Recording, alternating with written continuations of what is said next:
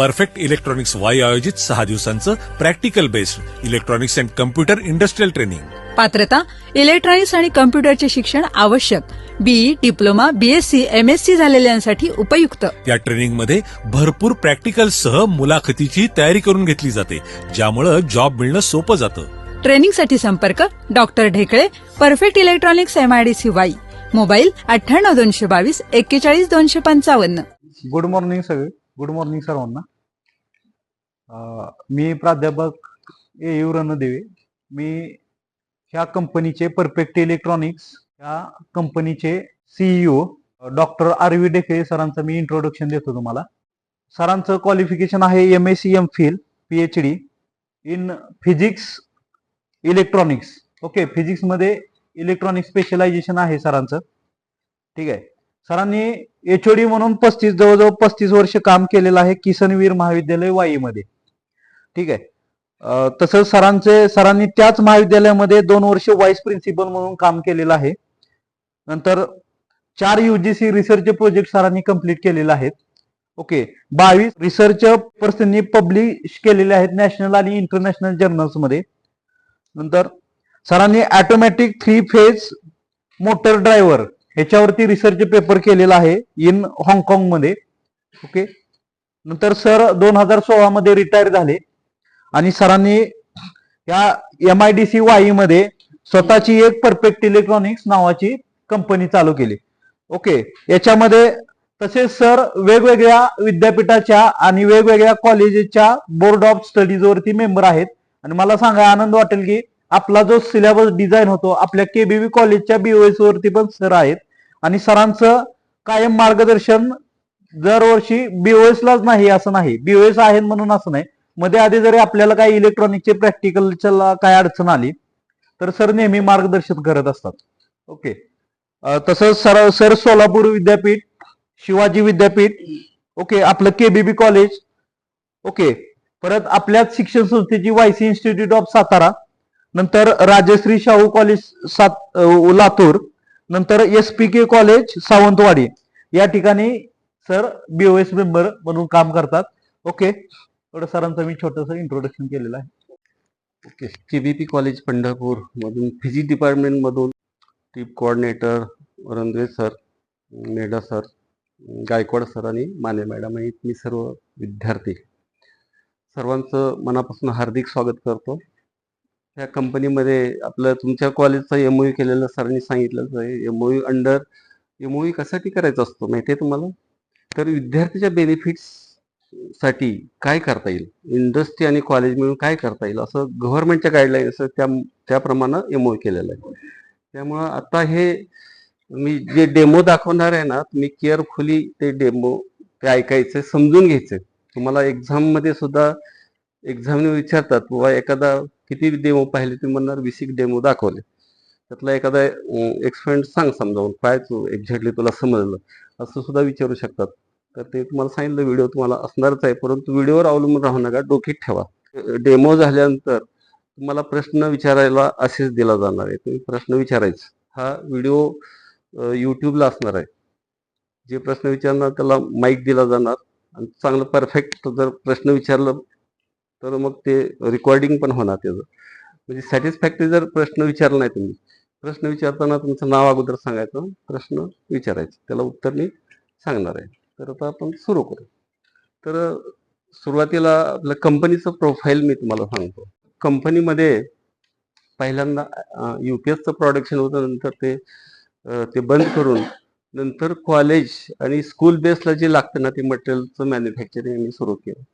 सुरुवातीला automatic lecture bell सिस्टीमचं production आम्ही केलं. म्हणजे रिसर्च अँड डेव्हलपमेंट हे आमचंच आहे. आतापर्यंत जवळ 4-4.5 हजारपेक्षा जास्त कॉलेजला आणि स्कूलला आपली बेल सिस्टीम आहे. तुमच्या कॉलेजला जी बेल वाजते ना ती आमचंच इन्स्ट्रुमेंट आहे. टायमिंग झाले की आपोआप वाजते. म्हणजे तिथं शिपायचं काम राहत नाही, हे लक्षात घ्या. ते ऑटोमॅटिक करेक्ट सेकंदावर टायमिंग वाजतं. ते सकाळी 11 वाजता राष्ट्रगीत जनगण मन ऑटोमॅटिक वाजणार. सायलेंट टायमिंगला ॲम्प्लिफायरला पॉवर येणार. परत 10 सेकंद आवाज येतो खन खन खन. नंतर लेडीच्या प्रोफेशनल साऊंड मध्ये ऐकवलं जातं की राष्ट्रगीतासाठी सर्वांनी उभे राहावे. आणि मग जनगण मन 1.5 मिनिटं चालतं आणि 2 मिनिटांनी ॲम्प्लिफायरची पॉवर ऑटोमॅटिक बंद होते. नंतर संध्याकाळी 5ला वंदे मातरम असंच अगोदर 10 सेकंद आवाज येतो, नंतर अनाउन्समेंट, नंतर वंदे मातरम सुरू होतं आणि 2 मिनिटांनी पॉवर आपोआप बंद होते. नंतर सिक्युरिटी सिस्टीमचं प्रोडक्शन आहे. सिक्युरिटी सिस्टीमचं तुम्हाला आता डेमो दाखवलं जाणार आहे. मोशन सेन्सर यूज करून कसं आपण सिक्युरिटी आपण चोरापासून कसं सावध होऊ शकतो ते दाखवलं जाईल. तसंच सायन्स कॉलेज आणि इंजिनिअरिंग कॉलेजला इलेक्ट्रिकल आणि इलेक्ट्रॉनिकचे जे एक्सपेरिमेंट्स आहेत सर्व युनिव्हर्सिटीमध्ये, इंडियामधले सर्व युनिव्हर्सिटीमधले आम्ही सिलेबस बघतो. आम्हाला आउट ऑफ स्टेटचे पण ऑर्डर असतात. कुठली ऑर्डर आली, आमच्याकडे बोर्ड नसेल तर आम्ही ते डिझाईन करतो. पीसीबी डबल साइडेड पीसीबी वापरून ते डेव्हलप केलं जातं. ते तुम्हाला दाखवलं जाईल डबल साइड पीसीबी काय ते. तर ते तुम्हाला एक सॅम्पल एक्सपेरिमेंट दाखवतो. आता हे अशा टाईपचे एक्सपेरिमेंट डेव्हलप केलेत. हे एक्सपेरिमेंट डेव्हलप करायचं कारण काय माहिती आहे का, की 35 वर्ष फिजिक्सला एचओडी म्हणून काम केलं किसनवीर महाविद्यालय वाईदमध्ये. मी आता रिटायर झालो. तर तिथं मला प्राचार्याने सांगितलं होतं की तुमच्या डिपार्टमेंट मधून एक वर्कशॉप, यूजीसी वर्कशॉप घ्या. मग मी पहिल्यापासून माझं हे डिव्होशन होतं की एक्सपेरिमेंट करताना विद्यार्थ्याला त्रास झाला नाही पाहिजे, इजी जमलं पाहिजे आणि प्राध्यापकाचा पण टाइम गेला नाही पाहिजे. तर पहिले आम्ही एक्सपेरिमेंट करायचो तर टॅग बोर्डवर करायचो. सगळे एक्सपेरिमेंट असेंबल करायचे, परत टेस्ट करायचं म्हणजे फार अवघड आणि विद्यार्थ्याला ते जमायचं नाही. विद्यार्थ्यांनी एक्सपेरिमेंट केले की परत चेकिंग करायला मग प्राध्यापकाला त्रास व्हायचा.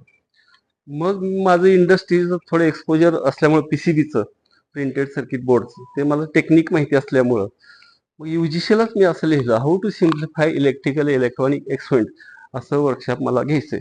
त्याच्या अगेन्स्ट मी बाबा असे एक्सपेरिमेंट 20 एक्सपेरिमेंट मी डेव्हलप करून प्राध्यापकासाठी मी दाखवेल.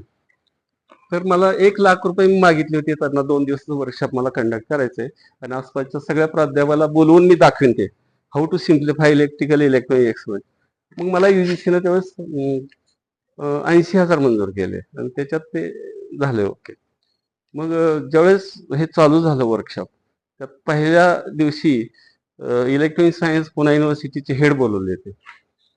त्यांना सगळे एक्सपेरिमेंट दाखवले आणि इनॉग्रेशनचा कार्यक्रम झाला त्यावेळेस माझा उल्लेख केला, चांगले एक्सपेरिमेंट डेव्हलप केले. नंतर समारोपाच्या कार्यक्रमाला आपले शिवाजी युनिव्हर्सिटीचे इलेक्ट्रॉनिकचे हेड सावंत सर आता रिटायर झालेत, त्यांना बोलवलं होतं. तर त्यांनाही अगोदर एक्सपेरिमेंट सेटअप दाखवले सगळे, त्यांनी करून बघितले एक्सपेरिमेंट, त्यांना खूप आवडले. ते म्हणले इंजिनिअरिंग कॉलेजला सुद्धा असे एक्सपेरिमेंट नाहीत, म्हणले छानच डेव्हलप केले. मला त्यातनं इन्स्पायरेशन मिळालं. फॅक्टरीचं आमचं चालूच होतं त्यावेळेस, हॉबी किट्स आणि युपीएस मॅन्युफॅक्चरिंग होतं, ह्याच्यातनं मला इन्स्पायरेशन मिळालं. आता चांगले डेव्हलप केले. आता जवळ 200 बोर्ड सायन्स आणि इंजिनिअरिंग कॉलेजचे असे तयार आहेत आणि हे जे बोर्ड आहेत ना मला कुठंच मिळणार नाही, जगात म्हणलं तर मिळणार, कारण माझं इनोव्हेशन आहे. ज्यात आयडिया काय केली लक्षात घ्या, हे डबल साइडेड पीसीबी आहे. फ्रंटला जसं ट्रॅकिंग दिसतंय ना, बॅक साईडला सेम ट्रॅकिंग. हे आर्टवर्क डिझाईन करायचं आणि कमर्शियल पीसीबी जे असतात त्यांना आम्ही ते पाठवत असतो आणि मग त्यातनं डेव्हलप होतं. प्रत्येक एक्सपेरिमेंट तुम्हाला सांगितलं, इलेक्ट्रिकल इलेक्ट्रॉनिकचे 200 एक्सपेरिमेंट आहेत. तुम्हाला माहिती आहे एक्सपेरिमेंट करायचं म्हणलं की पॉवर सप्लाय लागते, बरोबर. 0 to 30 व्होल्ट जनरली लॅबमध्ये असते. तर आम्ही आता असे टेक्निक डेव्हलप केलं की पॉवर सप्लायची सुट्टीच, म्हणजे पॉवर सप्लायची गरज नाही तुम्हाला. 0 to 30 व्होल्ट किंवा dual supply 0 to 15 volt. 0 to 30 volt power सप्लायची किती किंमत आहे माहिती आहे का, 9,500 पर्यंत किंमत आहे आणि ड्युअल सप्लायची 15,000 किंमत आहे. मग आम्ही इलेक्ट्रिकल इलेक्ट्रॉनिकचे पॉवर सप्लाय 12 व्होल्टचे डिझाईन केलेत. आता हे 12 व्होल्ट रेग्युलेटेड पॉवर सप्लाय 12 व्होल्टचा. तर रेग्युलेटेड म्हणजे काय, तर इनपुटला एसी व्होल्टेज जे असतं ना 230 असतं ना, कधी कधी व्होल्टेज वाढतं कमी होतं. मग कमी म्हणजे 170 पासून ते 270 व्होल्ट असं जरी व्हॅरी झालं तरी आमचं हे आउटपुट व्होल्टेज हे 12 व्होल्ट येतं इथं. तर 12 व्होल्ट हे कॉन्स्टंट राहतं लक्षात घ्या. आणि ह्याच्यात आम्ही काय केलं, 7812 चा रेग्युलेटर लावलेला आहे. तर त्या रेग्युलेटरमुळं 12 व्होल्ट फिक्स राहतो. आता इथं डिजिटल सर्किटरी आहे, लॉजिक गेट आहे. मग लॉजिक गेट तुम्ही म्हणताय सगळं 5 व्होल्टवर चालतं, बरोबर. मग इथं 12 व्होल्ट देऊन काय उपयोग आहे. तर आम्ही काय केलं, हे 12 व्होल्ट इथं हे पिनअप करायचं, फक्त हे काढायचं पिन अशी हे पिनअप करायचं 12 व्होल्टीचं गेलं आणि व्होल्टेज कसं जरी इनपुट फॅरी झालं तरी एक्सपेंड चालणार बरोबर. तर आता बघा हे लॉजिक गेटचे एक्सपेंड तुम्हाला माहिती आहे की बेसिक लॉजिक गेट जनरली 3 असतात आणि डेरॉइड गेट्स मिळून सगळे 5 गेट असतात. तर त्याला 2 इनपुट असतात जनरली. नॉट गेटला फक्त 1 इनपुट असतं. तर आता हे बघा पहिलं ऑर गेट आहे, नंतर अँड गेट ही आयसी, हे नॅन्ड गेट, हे नॉर गेट आणि हे नॉट गेटची आयसी. प्रत्येक आयसीच्या आउटपुटला एक एक एलईडी लावलाय बघा. हे 5 एलईडी त्याच्या आउटपुट लावले. आणि तुम्हाला माहिती आहे की लॉजिक गेटमध्ये 2 इनपुट्स असतात ए आणि बी. हे जे स्विचेस दिलेत पाहायला म्हणजे ज्यावेळेस खाली टाकतो त्यावेळेस बायनरी 0, कारण हे 2 एलईडी विजलेत, हे स्विचेसचे एलईडी आहेत बरं का. ज्यावेळेस आपण स्विच वरती टाकतो तर हे बायनरी 1 आणि हे 0 झालं. हे ए स्विच आहे, हे बी स्विच आहे, म्हणजे 1-0 लॉजिक झालं. नंतर हे आपलं तरी 1-1 लॉजिक झालं. 1-1 लॉजिक असताना मग आउटपुट सेट प्रत्येक गेटचे बघायचे. आता 1-1 ला काय बघा, ऑर गेट 1 आहे, हे ऑर गेट आहे, नंतर हे अँड गेट 1 आहे. तुम्हाला माहिती आहे अँड गेट म्हणजे y = a.b, बरोबर. त्यामुळे हा एलईडी लागलेला आहे. आणि ऑर गेटचं काय रिलेशन, y = a + b, बरोबर. आता हे डबल ट्रॅक्स, दोन्ही साईडला ट्रॅक्स सेम आहेत. त्याची जे होल्स आहेत ना, ते होल्स आपण कंपाऊंड जे बसवले ते होल्स ते पीटीएच आहेत. पीटीएच म्हणजे काय, तर प्लेटेड थ्रू होल, म्हणजे कंडक्टिंग होल्स असतात. म्हणजे प्लेन पीसीबी जर असेल तर ते होल जर असेल, तुम्ही दोन्ही बाजूने जर हे केलं, मल्टीमीटरची प्रोब लावलं कंटिन्युटी टेस्टला, तर ते कंटिन्युटी येते. लक्षात घ्या, त्याला होल कंडक्टिंग असल्यामुळं ते लक्षात येतं. हे दुसरी पीसीबी येतं, ह्याची जे होल्स मला दिसतात तर ते कंडक्टिंग असतात. तुम्ही आता समजा एखादा हा ट्रॅक आणि हा ट्रॅक मल्टीमीटरच्या क्रॉस लावला कंटिन्युटी टेस्टरला, तर आवाज येणार हे लक्षात घ्या. म्हणजे का होतं, तर ते होल कंडक्टिंग असतात. तर असं आपण एकदा सोल्डर केलं, समजा आता हे एलईडी सोल्डर केले, खालनं सोल्डर करावं लागतं, ते सोल्डर त्या होल मधनं पसरतं, वर सुद्धा येतं. आणि मग हा एक्सपेंड साधारण एक 15 मिनिटं ते 30 मिनिटात तुमचा एक्सपेंड पूर्ण होतो. आता आम्ही डेव्हलप केल्यानंतर एकदम एक्सपेंड सोपे विद्यार्थ्यांसाठी झाले. मग विद्यार्थ्यांनी काय करायचे इतक्या वेळ, तर आम्ही सांगतो ट्रेस करायचं, सर्किट डायग्राम प्रमाणे हे आहे का ट्रॅकिंग, हे बघता येईल. आता मग 3 तासाचा एक्सपेंड असतो. आता काही जण विचारतात लॅबमध्ये 3 तास विद्यार्थ्यांनी कसं थांबणार, तर आम्ही सांगतो की बाबा हे जे आहे कंपाऊंड बसवलेले कटरनं कट करा आणि त्याचे जे टॅग्स आहेत ना, त्या टॅग्सला तुम्ही नवीन एलईडी लावा, अनोड कॅथोड ह्याप्रमाणे. सोल्डर डिसोल्डर प्रत्येक पॅडला तुम्ही 1000 वेळेस जरी सोल्डर डिसोल्डर केलं तर ते पॅड तुटत नाहीत. अशा वेळेस तुमच्या हातात आहे की एक्सपेरिमेंटचं टायमिंग किती वाढवायचं, कमी करायचं. परंतु जनरली आता आम्ही बोर्ड दिलेत ना, आम्ही विचारतो, आम्ही जनरली काय सोडासोडी करत नाही, कट करत नाही आहे त्याच्यावर. त्यामुळे विद्यार्थी म्हणतात की बाबा सोपे एक्सपेरिमेंट आहेत. आणि ह्याच्यातनं काय होतं, तुमचा मेकॅनिकल वेळ असतो, पटकन ऑपरेशन समजतं, त्याच्यावरून पटकन त्याचं अंडरस्टँडिंग लक्षात येतं आणि ओव्हरऑलला पण ते बरं पडतं. त्यानंतर एक दुसरं जो प्रॉडक्ट आहे हे अवेलेबल ॲटो लो ड्रायव्हर म्हणून सिंगल फेजचा. तर ह्याच्यात टाइम स्विच वापरलाय. माझं रिसर्च अँड डेव्हलपमेंट हे टाइम स्विचवर आहे जास्तीत जास्त. मग त्याला अनुसरून जे सर्किट असते ते केलं जातं. ऑटोमॅटिक लेक्चर बेल सिस्टीमला पण तुम्हाला ते दाखवलं जाईल. तर ते सगळे टाइम स्विच बेस आहे. आता हे जे आहे सिंगल फेजचं मोटर ड्रायव्हर आहे असं नाव दिलंय, परंतु जे 3 ऍप्लिकेशन आहेत. आता तुम्ही समजा हे प्रोग्राम केलं, कुठल्या टायमिंगला हा बल्ब ऑन ऑफ करायचा प्रोग्राम करू शकतो. समजा 8 वाजता, सकाळी 8 वाजता प्रोग्राम केला असेल तर 8 वाजला की हा इथला लॅम्प लावतो. आता ज्यावेळेस 8 वाजता ह्याच्यात रिअल टाइम क्लॉकची फॅसिलिटी आहे आणि आपण ज्या टायमिंगला ऑन सांगायचं ते टायमिंग भरायचं असतं आणि ऑफ टायमिंग पण भरायचं असतं. ज्यावेळेस 8 वाजतील ना त्यावेळेस हा इंडिकेटर लागतो आणि इथला बल्ब लागतो. बघा आता चालू केलंय का, हे बघा मी हे इंडिकेटर लावण्यासाठी प्रयत्न करतो, लावलं, हे आउटपुट आलं. इथलं सॉकेट मध्ये पण व्होल्टेज आहे, पॅरलल बल्ब लावलेला आहे. तर ह्याच्यात 32 म्हणजे 16 ऑन आणि 16 ऑफ असतं, म्हणजे 16 टाइम ड्युरेशन प्रोग्राम करता येतात. आता पहिलं जे आहे ऍप्लिकेशन, तर सिक्युरिटी सिस्टीम पहिलं ऍप्लिकेशन हे करतो, एक्सप्लेन करतो. आपल्या प्रत्येकाचा बंगला असतो, बंगल्याच्या पुढे पोर्च असतो, पोर्च लॅम्प असतो. काय ते बल्ब ऑन करायचं. तर पोर्च लॅम्प ह्याचं आउटपुट आहे ते पोर्च लॅम्पला, हाच लॅम्प पोर्च लॅम्पला लावायचा, त्यातनं आउटपुट घ्यायचं. ह्याच्यात तुम्ही प्रोग्राम करू शकता. आता नॉर्मली मॅन्युअली काय करतो आपण, संध्याकाळ झाली 6:30-7 वाजले की पोर्च लॅम्प मॅन्युअली चालू करतो. नंतर झोपण्यापूर्वी समजा 11 वाजता झोपत असेल तर 11 वाजता बंद करून आपण झोपतो. आणि रात्री चोरी व्हायची शक्यता किती असते, साधारण 2 ते 3:30 मध्ये चोरी करायला येत असतोय. मग आता ह्याच्यात प्रोग्राम तुम्ही असं करू शकता की पहिलं टायमिंग 6:30, संध्याकाळी 6:30 वाजले की बल्ब हा ऑन होईल. नंतर 11 वाजता ऑफ टायमिंग सांगायचं, 11 वाजता बंद होईल. नंतर प्रत्येक अर्ध्या तासाला ऑन ऑफ सांगायचं. म्हणजे 11:30ला म्हणजे 11ला बंद होईल, 11:30ला ऑन होईल, नंतर 12:30ला ऑन, असं अर्ध्या तासाला 2 वाजेपर्यंत तुम्ही बल्ब बंद चालू ऑटोमॅटिक होईल असं प्रोग्राम करायचं. चोरी होण्याची शक्यता 2 ते 3.5.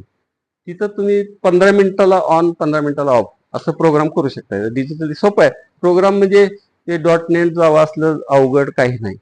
तुम्हाला समजावून सांगितलं, 5 मिनिटात समजावून सांगितलं, हवर मिनिट फक्त दाबून ते डिजिट ऍडजस्ट करायचे, एवढं सोपं. म्हणजे 5 मिनिटाचं काम आहे ते. तर 15 मिनिटांनी ऑन 15 मिनिटांनी ऑफ, 2 ते 3:30 मध्ये ते लावायचं. नंतर अर्ध्या तास घ्यायचं. म्हणजे 16 मध्ये सर्व मेमरी मध्ये सगळं हे बसून ते ऑटोमॅटिक फॉरेवर चालू शकतं. आणि ह्याच्या आधारे तुम्ही गावी जाऊ शकता. बरेच वेळ घरं फोडली जातात, तुम्हाला माहिती आहे. चोर चोरी करताना सावधगिरी बाळगतो, सगळं कोण आहे का आसपास बघत असतो. बल्ब मध्येच चालू झाला तर तो घाबरणार ना, डेअरिंग करणार आहे. मग बल्ब चालू झाला म्हणजे कोणतरी जागा असणार आणि झोपायला अर्धा तास तर लागेल. तोपर्यंत 15 मिनिटांनी बंद होईल, 15 मिनिटांनी परत चालू होईल. त्यामुळे ते धाडस करणारच नाही. असं बऱ्याच ठिकाणी हे बसवलेलं आहे इन्स्ट्रुमेंट. हे एक ऍप्लिकेशन झालं. ह्याच इन्स्ट्रुमेंटचं दुसरं ऍप्लिकेशन आपल्या बंगल्यामध्ये प्रत्येकाकडे पाण्याची टाकी असते, बरोबर. खाली पंप असतो, वॉटर पंप किंवा नगरपालिकेचं पाणी असते. मग ती मोटर दररोज चालू करावं लागते ठराविक टायमिंगला, आणि ठराविक टायमिंगला बंद करावं लागतं. तर हे इन्स्ट्रुमेंटला समजा 8 वाजता प्रोग्राम, एकच ड्युरेशन करायचं प्रोग्राम. तुम्हाला जर समजलं की आपली पाण्याची टाकी 1 तासात भरते, तर तुम्ही 1 तासाचं ड्युरेशन एकच घ्यायचं. म्हणजे किती वाजता मोटर चालू करायची, सकाळी समजा तुम्ही ठरलं की 8 वाजता चालू करायची, 9 वाजता बंद करायची. मग इथं 2च एंट्री करायची, 1 मिनिटाच्या आत लगेच 2 एंट्री करता येतात. मग 8 वाजल्या की इथं बल्ब लागला पाहिजे आणि 9 वाजल्या की हे बंद झाला पाहिजे. आता ज्यावेळेस रिअल टाइम क्लॉक भरलेला असतंय, 8 वाजल्या की इथला इंडिकेटर लागतो. हे बघा, तो इंडिकेटर लागला म्हणजे 8 वाजल्या. इथं लाईट आली म्हणजे हिचं पण सॉकेट आहे, ती मोटरला गेलेलं आहे, मोटर चालू झालेली आहे. आणि 1 तासाने बंद, म्हणजे 9 वाजता बंद होणार. 9 वाजता बंद होणार म्हणजे इथला LED 9 वाजता विझणार. इथला विझला की इथलं आउटपुट बंद होणार. तर अशा पद्धतीने हे सुद्धा ऑटोमायझेशन करता येतं वॉटर टँकसाठी. तिसरं ऍप्लिकेशन आपल्या खेड्यात माहिती आहे, सोलापूर जिल्हा, मी पण सोलापूर जिल्ह्यातलंच आहे.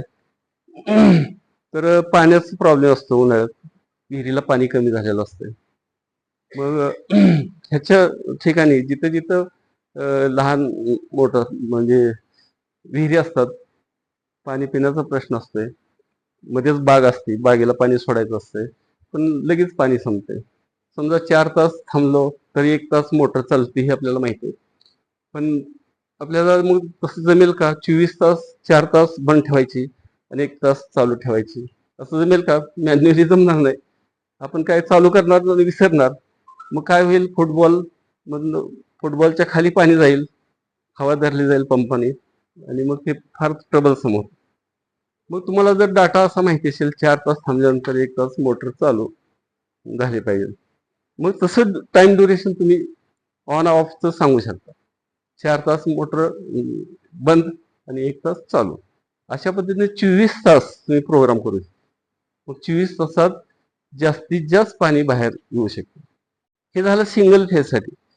हे 3 फेज साठी एक तुम्हाला दाखवतो. हा 3 फेज मोटरसाठी हे डिझाईन केलेलं आहे. ह्याच्यात 2 टाइम स्विच वापरलेत. आणि तुम्हाला झालं असेल बघा, मोनोस्टेबल अस्टेबल मल्टीमीटर झाले का?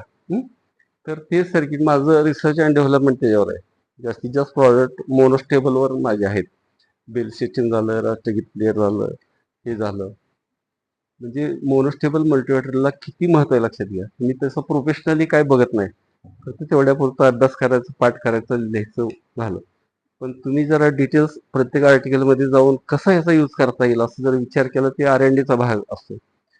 तर आता हे लक्षात घ्या, मी इथे 2 मोनोस्टेबल मल्टीमीटर वापरलेले आहेत आणि पुढं आउटपुटला रिले जोडलेला आहे. रिले माहिती आहे तुम्हाला? रिले तुम्हाला नाही वाटतं? ठीक आहे, हां, काहींना माहिती असेल. तर इथं 2 सॉकेट दिलेत पहा. हे स्टार्ट आणि हे स्टॉपचं सॉकेट आहे. ह्याच्यातून 2 वायर आलेले आहेत. ह्या 2 वायर, आता स्टार्टर 3 फेज मोटरला तुम्हाला माहिती आहे स्टार्टर असतो शेतात, माहिती आहे.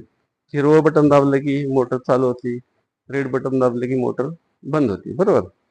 तर हिरवं बटन आपण दाबतो म्हणजे काय करतो सांगा? तर एक प्लेट असते, त्या प्लेटनं 2 टर्मिनल शॉर्ट केले जातात. थोड्या वेळासाठी शॉर्ट करायचं की आपला रिले ऑपरेट होतो आणि मग मोटर चालू होते. आणि स्टॉप स्विच मध्ये काय करतो, ते रेड बटन दाबतो म्हणजे प्रेस टू ऑफ स्विच असतो. तो आपण प्रेस केलं तर सर्किट ब्रेक होतं. तर आता मग ह्याला इंटरफेस करायचं कसं करायचं? तर हे डायरेक्ट ह्या जे 2 वायर आहेत, मी आता मल्टीमीटर जोडलेले आहेत, कंटिन्युटी टेस्टरला जोडलेलं आहे ते.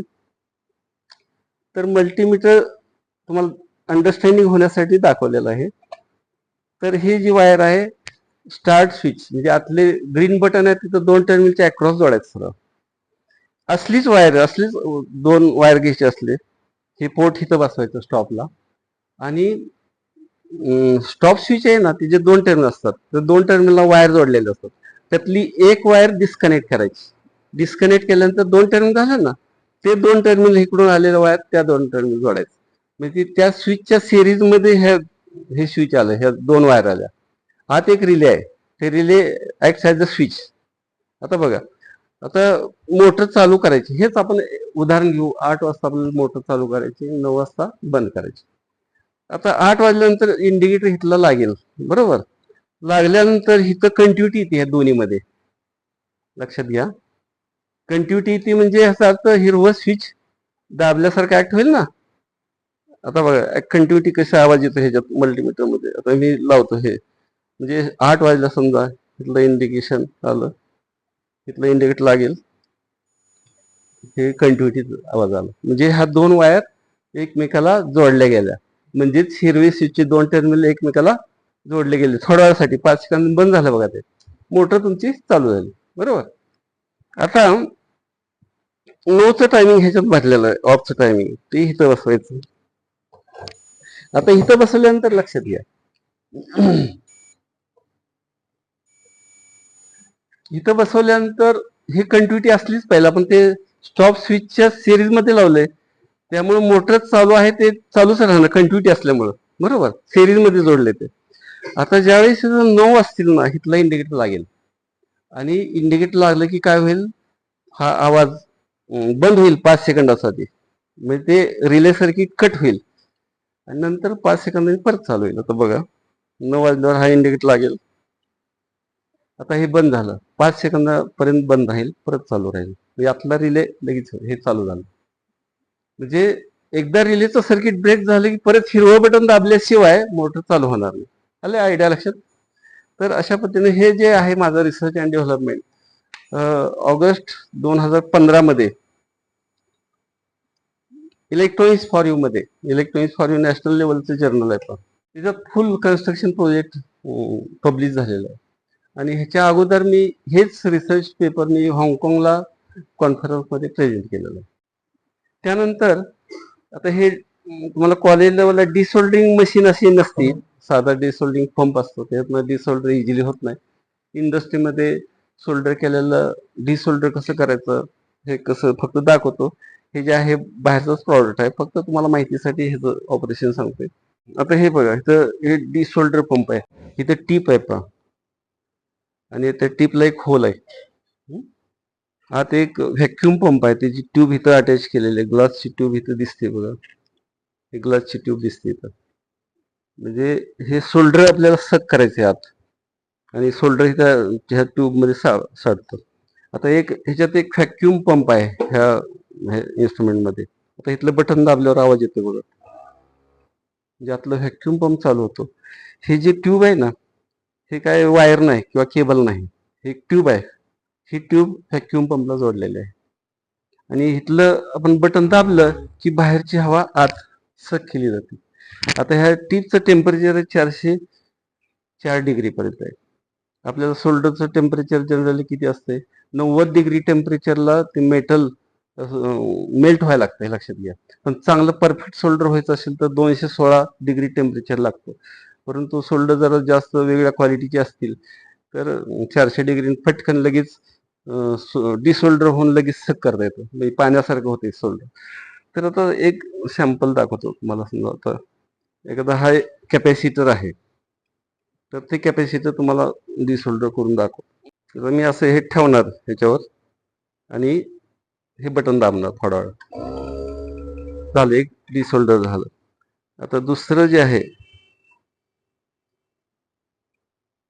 इथं ठेवायचं दुसऱ्या ह्याच्यावर, आणि थोडा वेळ मेल्ट होतं लगेच, आणि हे बटन दाबायचं, हे लगेच निघालं कंपाऊंड. तर अशा पद्धतीने हे डिसोल्डिंगचं आहे. टेस्टिंगचे एक्सपेरिमेंट असतात ना, समजा टँजेसचे कॅरेक्टरीचे, डायोड कॅरेक्टरीचे, झिनर डायोड कॅरेक्टरी, ते मीटर असतात, आणि आपण काय करतो, अनॉलॉग मीटर वापरतो. अनॉलॉग म्हणजे काटा असलेले, आणि ते विद्यार्थ्यांना काय होतं, कसं रिडिंग मोजायचं, त्याचा पीच काढायचा, ते अवघड होतं. विद्यार्थ्यांना समजावून सांगायला फार वेळ जातो. मार्केटमध्ये 1,500च्या पुढे digital volt meter, digital multimeter साधारण 1500च्या पुढे आहेत. तर हे ह्याच्यात सुद्धा आमचं इनोव्हेशन असं आहे, मल्टीमीटर जे असतात ना असे, तुम्हाला माहिती आहे रोटरी स्विच असतो, ठीक आहे, हेच मल्टीमीटर, असंच मल्टीमीटर सेम ह्याच्यात वापरलेलं आहे. परंतु आता समजा 0 to 20 व्होल्टचा रेंज वापरायचा. समजा झिनर डायोड कॅरेक्टरिस्टिक असेल, तिथे एक व्होल्ट मीटर आणि करंट मीटर. व्होल्ट मीटर म्हणजे 0 to 20 व्होल्ट, आणि current meter 0 to 20 milliampere. मग आता समजा असेच मल्टीमीटर दिले सगळे विद्यार्थ्यांना, आणि झिनर डायोड कॅरेक्टरिस्टिक करा. तुमची विद्यार्थी संख्या जास्त असतात, तुम्हाला 4-4, 5-5 सेट मांडावं लागतात, आणि मग तुम्हाला प्राध्यापक सांगत असतात की बाबा हे व्होल्ट मीटरचा रेंज म्हणजे हे 20 इथं ठेवा असं सांगितलेलं असतंय. परंतु विद्यार्थ्याला काय, मल्टीमीटर मिळाले इकडं तिकडे फिरवणार, आणि मग व्होल्टेज असताना वेगळ्या रेंजला गेलं, समजा रेजिस्टन्स रेंजला फिरवलं, आतला रेजिस्टन्स जाणार, रेंज बंद पडणार. तर असं होऊ नये म्हणून आम्ही काय केलं, कॅबिनेट एक डिझाईन केली, पावडर कोटेड कॅबिनेट डिझाईन केली, की जेणेकरून हे असं ठेवता आलं पाहिजे. आणि हे आता मल्टीमीटर ठेवायचं म्हणजे अवघड आहे, तर उभा तर राहत नाही, असं आडवं ठेवायचं म्हणजे विद्यार्थ्याला वरून बघावं लागणार. तर हे डेस्कटॉप म्हणतात ह्याला, हे डिझाईन असं केलेलं आहे. मग आम्ही काय केलं, ते स्विच लावलेलं आहे, आत 9 व्होल्टचा सेल आहे. समजा मीटर चालू करायचं, हे बटन चालू करायचं की हे रिडिंग तुम्हाला मिळतं. असं जेवढं एक्सपेरिमेंट होईल ते बंद करायचं. तर अशा प्रमाणे हे कॅबिनेट आम्ही डिझाईन केलं. आमचं नवीन वर्क म्हणजे कॅबिनेट डिझाईन करणं आहे, डेस्कटॉप, आणि ह्याचं किंमत 600 रुपये फक्त. अनॉलॉग मीटर आम्ही 300 रुपयाला येतो, हे डिजिटल मीटर पाहिलं 600 रुपये. विद्यार्थ्याला काहीच त्रास नाही, डायरेक्ट रिडिंग डिजिटल वाचता येतात. AI बद्दल काय तुम्हाला माहिती आहे? AI artificial intelligence. तर अलेक्सा माहिती आहे तुम्हाला, ते AIचा एक पार्ट आहे. अलेक्सामध्ये तिथं काय, आपण ऑडिओ इन्फॉर्मेशन देतो, म्हणजे प्रश्न विचारतो ऑडिओमध्ये, त्या ऑडिओमध्ये उत्तर तुम्हाला मिळतात. असं कुठलं डिव्हाइस तुम्हाला माहिती आहे की जेणेकरून AIला टेक्स्ट मध्ये प्रश्न विचारायचा, किंवा कुठलं ऍप माहिती आहे? जोरात जोरात बोला. Very good. चॅट जीपीटी ज्यांना माहिती आहे तिने हात वर करा. अरे वा, छान, व्हेरी गुड. बर, आता मला सांगा, चॅट जीपीटी मधून तुम्हाला उत्तर मिळतात प्रश्नाची टेक्स्ट मध्ये, आणि गुगल सर्चला आपण प्रश्न लिहिला तर तिथं पण उत्तर मिळतात. मग चॅट जीपीटी आणि गुगल सर्च मधून आलेली इन्फॉर्मेशन, याच्यात काय फरक आहे? कोण सांगू शकेल? एक्झॅक्ट फरक सांगायचं. समजा ओम्स लॉ तुम्ही चॅट जीपीटीला लिहिलं, उत्तर तुम्हाला येईल. नंतर ओम्स लॉ गुगल सर्चला लिहिलं, तिथं उत्तर येईल. फरक काय दिसेल तुम्हाला? तर गुगल सर्चला हजारो उत्तर तुम्हाला मिळतील थोडेफार फरकाने. उत्तर सेम असतं, परंतु लँग्वेजमध्ये थोडा फरक झालेला असतो. तिथं युनिक उत्तर नसतं, हे लक्षात घ्या. म्हणजे कशात? गुगल सर्च मधून तुम्ही गेलं तर चॅट जीपीटी म्हणजे एकच स्टँडर्ड उत्तर मिळतं. काय ओम्स लॉ काय ते असंच आहे, एकच, दुसरं सांगणार नाही काय. तर हा फायदा आहे. त्यामुळं चॅट जीपीटी जे वापरत नाहीत तुम्ही वापरा, आयुष्यात ते फार उपयोगी पडणार आहे. जसं तुम्ही गुगलला पाहिजे ती इन्फॉर्मेशन तुम्ही विचारले की दिली जाते, तसं चॅट जीपीटीवर मिळतं. ड्रॉबॅक चॅट जीपीटीचं असं आहे की ग्राफिकल म्हणजे काही वेळेस मिळतं, काही वेळ डायग्राम्स जे असतात ना, काही वेळेस मिळतं, परंतु ते इतकं डेव्हलप झालेलं नाही चॅट जीपीटी. टेक्स्टमध्ये मॅटर मिळतो लगेच. तर ते एआयचा प्रकार. अलेक्सा हा एआयचा प्रकार आहे. अलेक्सामध्ये आपण विचारलेल्या प्रश्नाला उत्तर देत असतो. तर त्यात आपण बघूया कसं उत्तर देतं. याच्यात वायफाय फॅसिलिटी असते आणि हे 5 व्होल्टला ऑपरेट होतं. हे 5 व्होल्ट दिलेलं आहे इथं अडॅप्टरनं, आणि याला वायफाय फॅसिलिटी असल्यामुळे आपलं हे जे आमचं बीएसएलचं राउटर आहे इथं त्याला लिंक केलेलं आहे. म्हणजे जर आपण प्रश्न विचारला तर त्याचा जो सर्व्हर असतो जिथं उत्तर आहेत तिकडं दिलं जातं. कुठं असतात सर्व्हर? हे जनरली मेट्रोपॉलिटन सिटी, कलकत्ता वगैरे, दिल्ली वगैरे अशा ठिकाणी.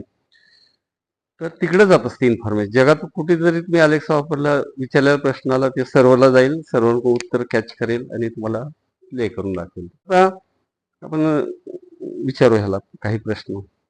आताचं टाइमिंग किती आहे विचारू, नंतर टेम्परेचर विचारू. Alexa, what is time now? The time is 11:47 a.m. बरोबर. हे तुमचं जे जीपीएसचं घड्याळ असते ना त्याप्रमाणे बरोबर सांगतात.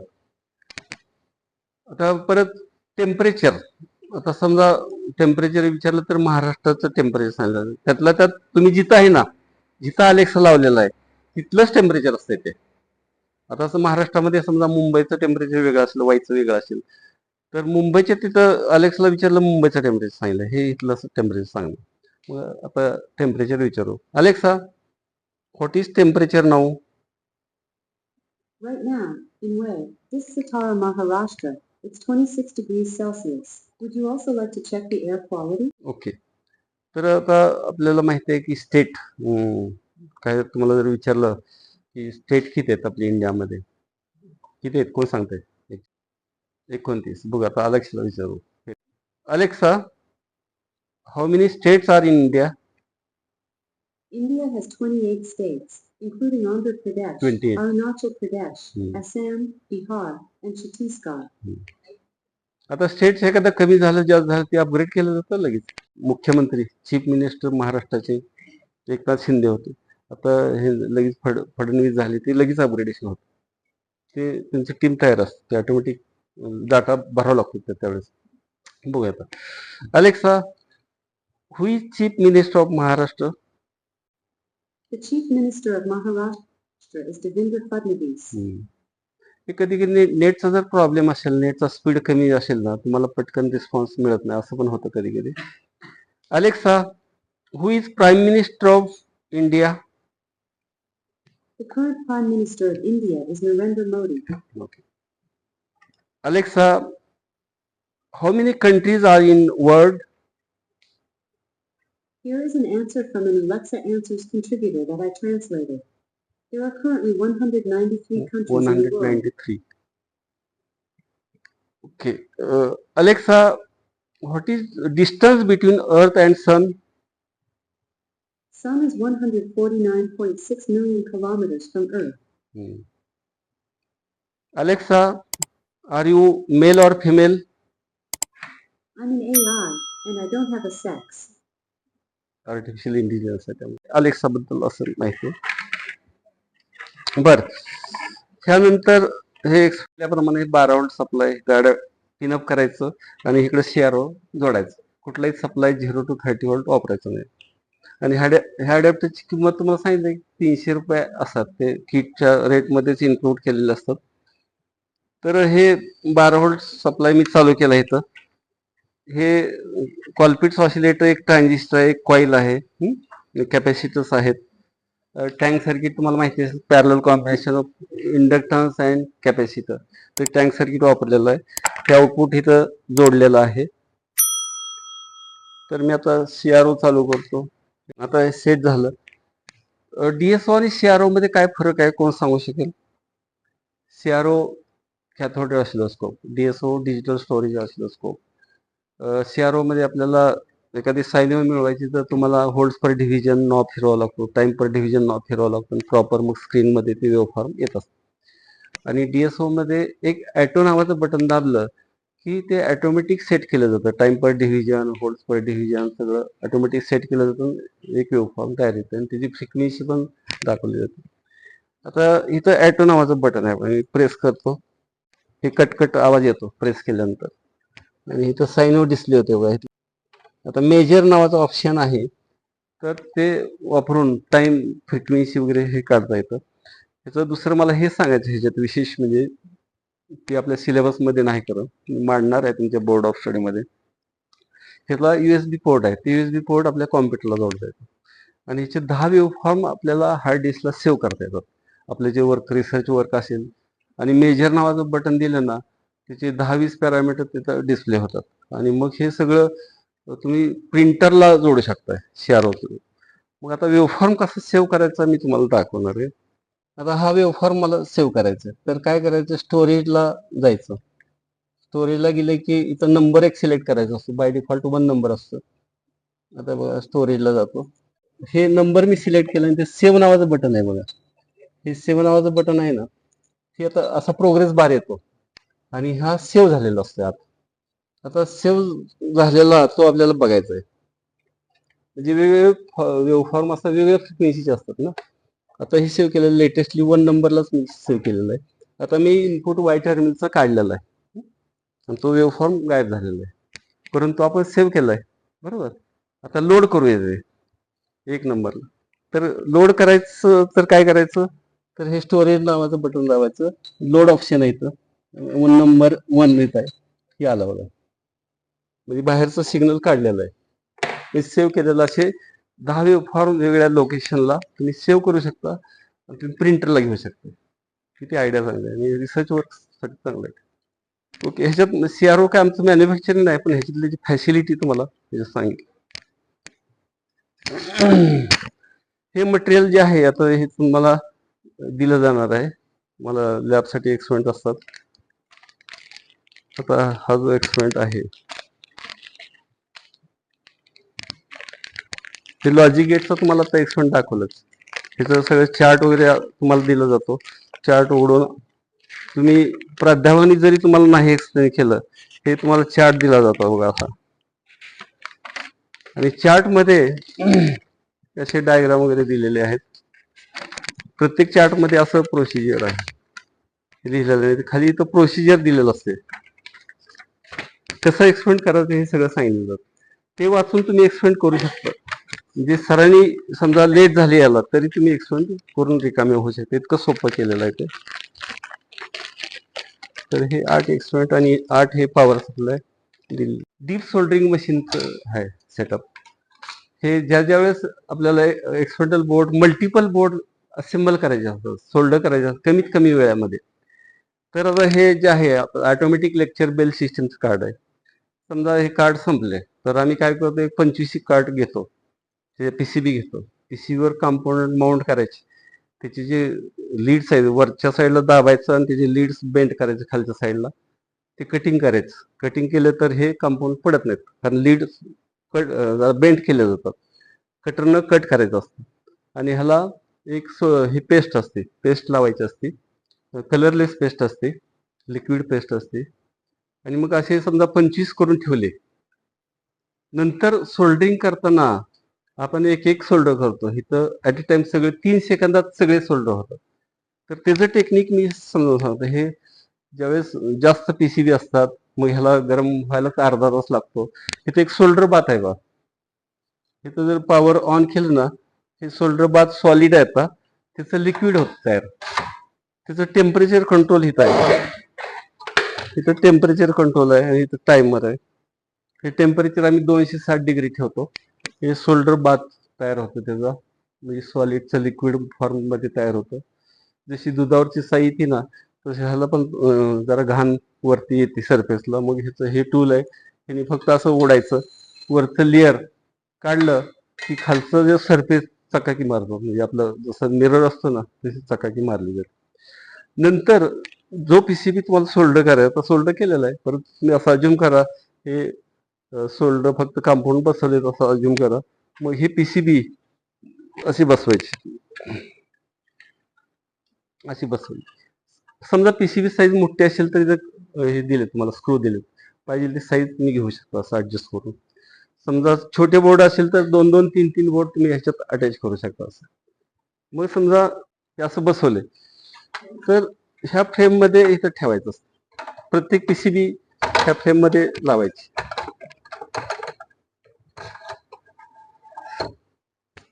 आणि इथं एक टायमर आहे, इथलं बटन दाबलं की ही जी फ्रेम खाली आपोआप येते. आता मी हाताने दाबतोय, आपोआप काय येते तर मागं मोटर आहे त्याला जोडलेली.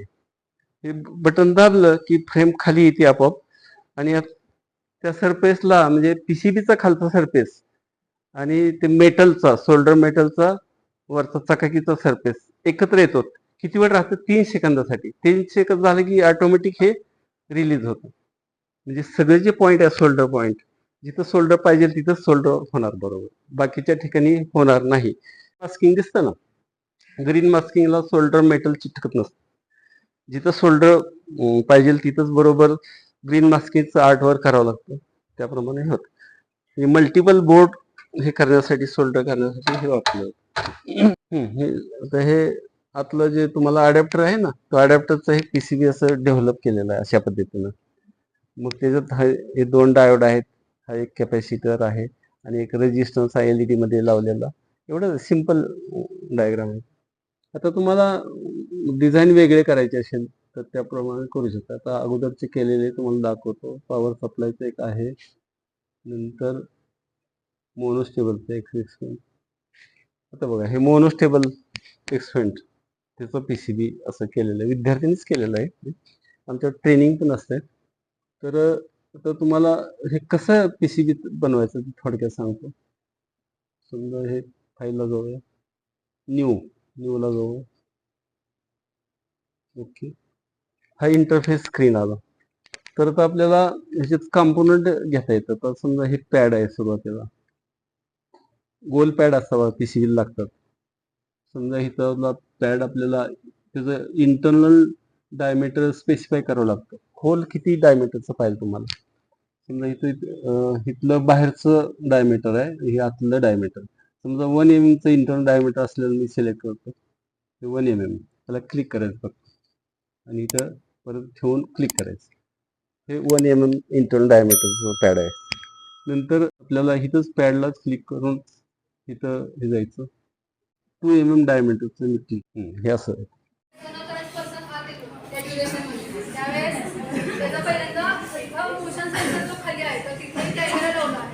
कॅमेऱ्यामध्ये त्याचा फोटो कॅप्चर होणार आणि सायमल्टेनियसली मग सायरन ऑन होईल. आयओटी बेस्ड प्रोडक्ट आहे. आयओटीचा फुल फॉर्म माहिती आहे तुम्हाला?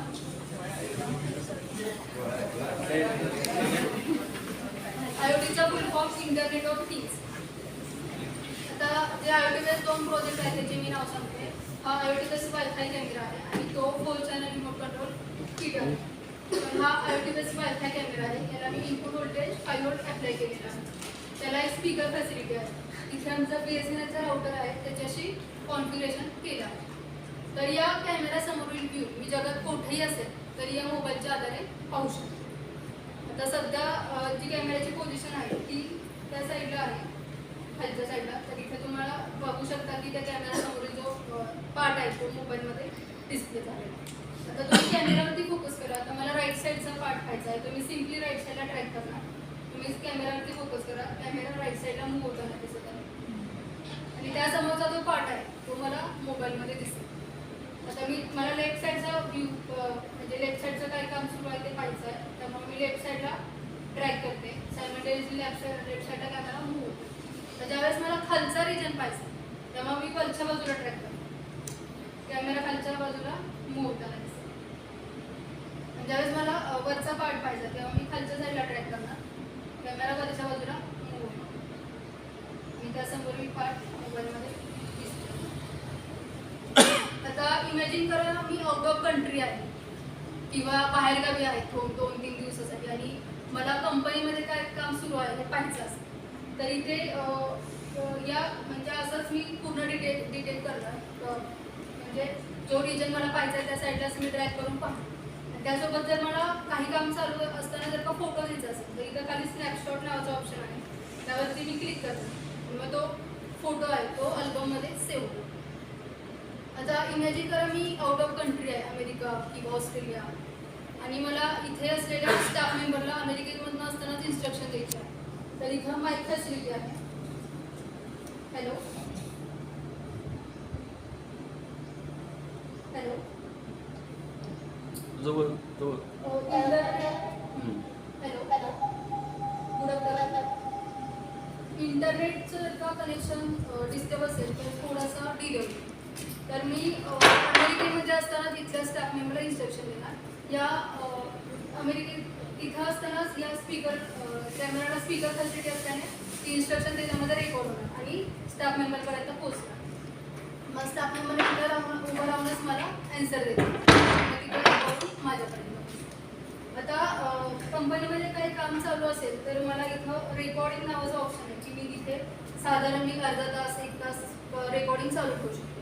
आणि तो मोअरमध्ये गेल्यानंतर मग आपल्याला सेव्ह झालेला पार्ट आहे तो मी नंतर अल्बममध्ये म्हणजे मला 1 तासाचा जर मी पार्ट सेव्ह केला असेल तर मी नंतर जाऊन पाहू शकते की इथं अल्बममध्ये सेव्ह झाला आहे. तर या कॅमेऱ्याची रेंज किती असेल?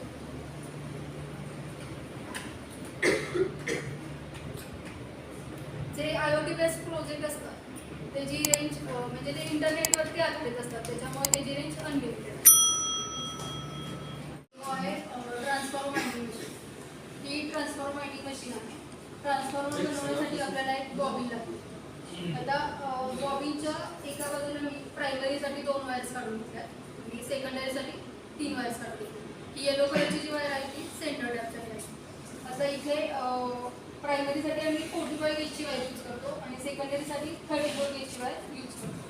आता इथं सध्या प्रायमरीचं काम सुरू आहे तर इथून मी प्रायमरीची वायर काढून घेतली आहे, त्या चक्रात इन्सर्ट करून पुढे काढले आहे. तर हे टेन्शनर आहे, इथे आपल्याला टेन्शन सेट करायचं असतं आणि इथे आता मी प्रायमरीचं काम सुरू केलं आहे. तर प्रायमरीसाठी नंबर ऑफ टर्न्स आम्ही 5000 देतो आणि सेकंडरीसाठी 400 + 400 टोटल नंबर ऑफ टर्न्स 800 देत असतो. आता इथं तुम्ही पाहू शकता की हा काउंटर आहे तर इथे नंबर ऑफ टर्न्स 150 आहे. इथे DC मोटर लावली आहे आणि खाली फूट स्विच आहे. आता प्रायमरीचं काम पूर्ण झालं या बॉबिनमध्ये, त्याच्यात आम्ही 5000 नंबर ऑफ टर्न्स वाइंडिंग करून भरलेले आहे. त्याच्यावरतीच आपल्याला सेकंडरीचं काम करायचं असतं. तर सेकंडरीसाठी मी 400 + 400 असे टोटल 800 नंबर ऑफ टर्न्स भरलेले आहे. आता ज्यावेळेस मी हा रॉड राईट साईडला ठेवला तर हे वाइंडिंग होतो राईट साईडला शिफ्ट होतो. तर मी हा रॉड लेफ्ट साईडला टाकते. आता वाइंडिंग होतो ते लेफ्ट साईडला जाते. इथे मी फूट स्विचचा वापर करतो. वाइंडिंग सुरूच आहे आणि ते लेफ्ट साईडला मूव्ह होतं.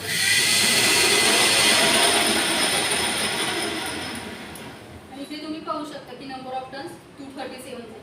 आता मी हा रॉड राईट साईडला टाकतो. तर वाइंडिंग होत राईट साईडला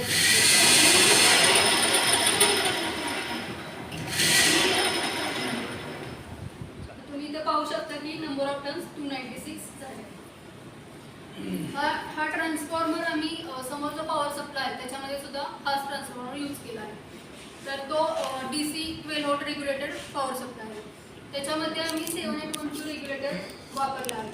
त्यामुळे तुम्ही input voltage 170 volt to 270 volt जरी व्हॅरी केलं तरी तुम्हाला आउटपुट व्होल्टेज कॉन्स्टंट 11.9 व्होल्ट मिळेल.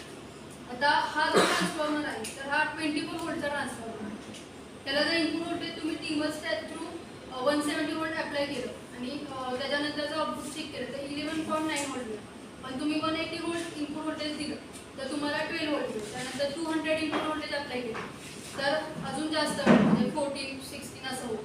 ज्यावेळेस तुम्ही लास्टला 270 व्होल्ट जेव्हा अप्लाय करा तेव्हा करेक्ट तुम्हाला 24 व्होल्ट ट्रान्सफॉर्मरचा व्होल्टेज मिळेल. नेक्स्ट एक आहे time switch base ER motion cycle. हा जो प्रोडक्ट आहे हा आमच्या कंपनीने डेव्हलप केलेला प्रोडक्ट आहे. आता आमच्या कंपनीची जी वेळ आहे ती सकाळी 8:30 ते 5. ही सिस्टीम 6 वाजता ॲटोमॅटिक ॲक्टिव्हेट होते सकाळी 8पर्यंत. याच्यामध्ये आपण आपल्याला हवे असतील ते नंबर ऑफ टायमिंग्स त्याच्यामध्ये सेव्ह करू शकतो. हा टाइम स्विच आहे तर आम्ही मोशन सेन्सर वापरला आहे, PIR मोशन सेन्सर, पायरो सेन्सरची आपण त्याला म्हणू शकतो. आणि तो आउटपुटला ॲज अ लोड म्हणून सायरन कनेक्ट केला आहे. आता आमची कंपनी 5:30 वाजता बंद झाल्यानंतर ही सिस्टीम ॲटोमॅटिक 6 वाजता ॲक्टिव्ह होते. आता आम्ही त्याच्यामध्ये प्रोग्रामिंग 6 ते सकाळी 8 असं केलं. तर या ड्युरेशनमध्ये 6 ते सकाळी 8 या ड्युरेशनमध्ये जर अनऑथराईज पर्सनने कंपनीमध्ये एंट्री केली तर सायरन ॲटोमॅटिक ऑन होतं. तर तुमच्यापैकी तुझं नाव काय?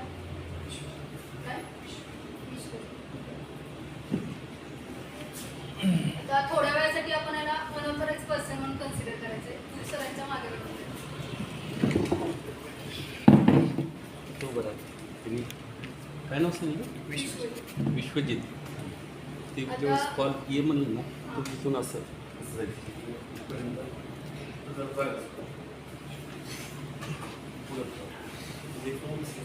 ते ये म्हणलं ना तिथून असं जायचं.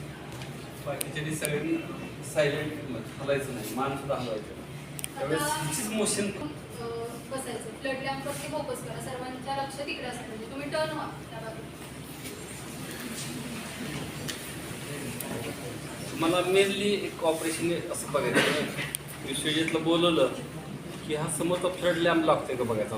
थोडा वेळ विजेल ते फ्लड लॅम्प लागला पाहिजे. तिथे एक कॅमेरा लावला बघा. ते कॅमेराचं व्हिडिओ रेकॉर्डिंग आणि सायमल्टेनियसली सायरनचा आवाज. म्हणजे मोशन हिचे फक्त मुव्हिंग असल्यामुळे ते डिटेक्शन होईल. आपल्याला डिटेक्शन करणार नाही कारण आपण स्टडी असणार. आता सर्वांनी 1.5 मिनिटासाठी स्टेडी राहायचं. त्यासाठी तुम्ही फक्त ब्लड लॅम्पवरती कॉन्सन्ट्रेट करा. कोणत्याही प्रकारची हालचाल नको. हात हलवायचा नाही, पाय हलवायचा नाही, मान बिलकुल हलवायची नाही. सर्वांनी स्टेडी राहायचं. आता ज्यावेळेस मी विश्वजितला कॉल करेन त्यावेळेस त्यांनी आत आल्यानंतर पहिल्यांदा फ्लड लॅम्प ऑन होईल आणि नंतर सायमल्टेनियसली सायरन आहे तो वाजवेल. आता याच्या आधी आपल्याला 2 वेळा या स्पेस सिस्टीममधून रिले ऑपरेट झालेल्याचा 2 वेळा आवाज येतो. तर आता सर्वांनी शांत उभे राहा. कोणत्याही प्रकारचा आवाज नको. हा पहिला जो रिलेचा आवाज झाला तो सोडायचा. त्याच्यानंतर 2 वेळा रिलेचा आवाज येईल.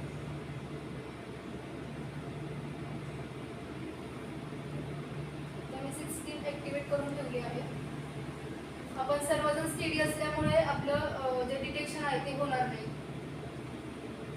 कोणी हलायचं नाही. पहिल्यांदा एक रिलेचा आवाज आला आहे.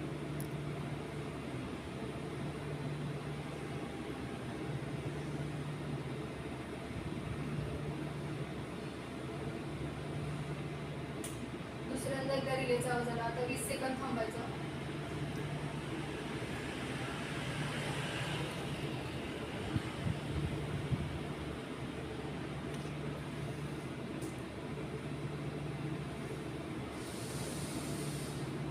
कॉल विश्वजित या आतमध्ये.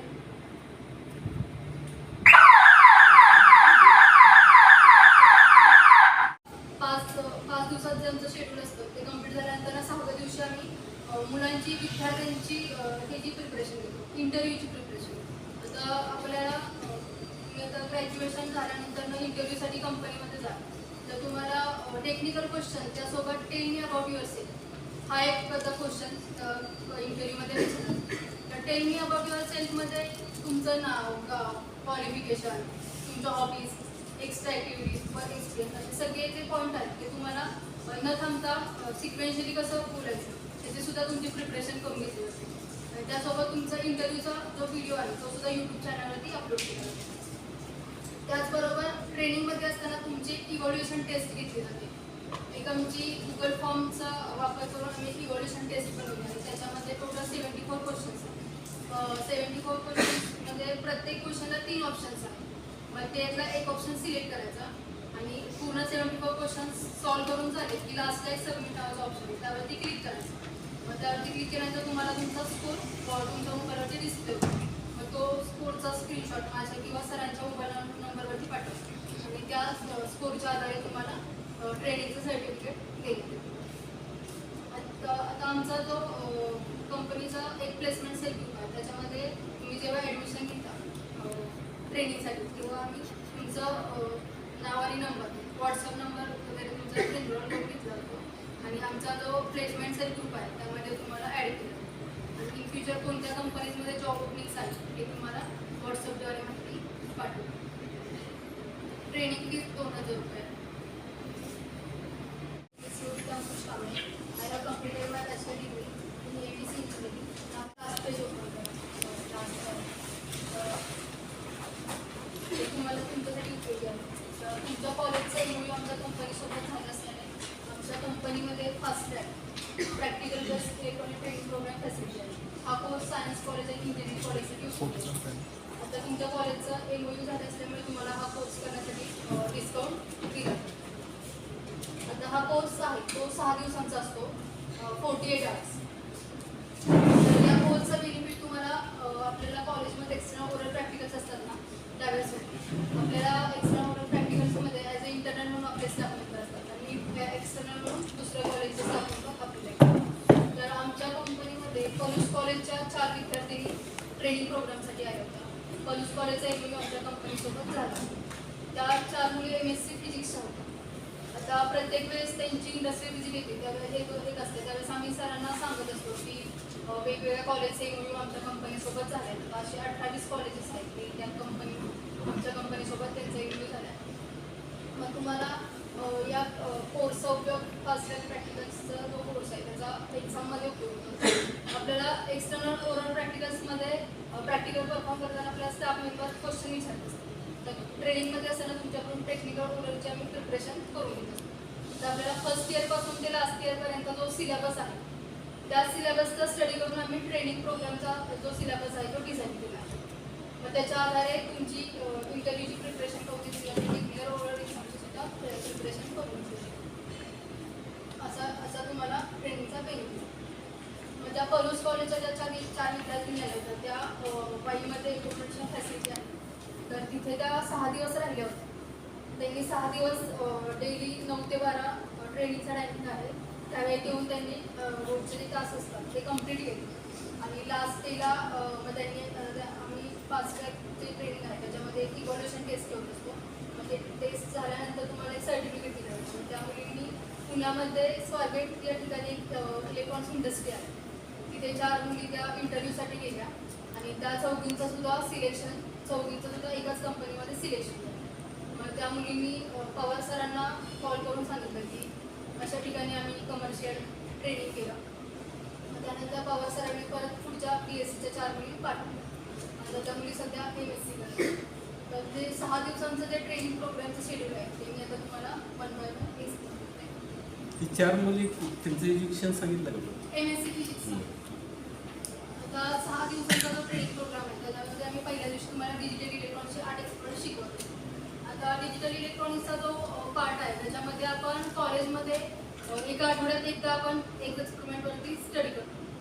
3 तास आपण एक प्रॅक्टिकल करतो. पण आमच्या इथं आम्ही पहिल्या 2 तासात डिजिटल इलेक्ट्रॉनिक्सचे 2 तासात आम्ही एक्सपेरिमेंट जे 8 आहेत ते एक्सप्लेन करतो आणि त्यासोबत तुम्हाला प्रॅक्टिससाठी सुद्धा वेळ देतो. मग डिजिटल इलेक्ट्रॉनिक्समध्ये तुम्हाला कोणाला ऑर गेटचा IC नंबर माहिती का?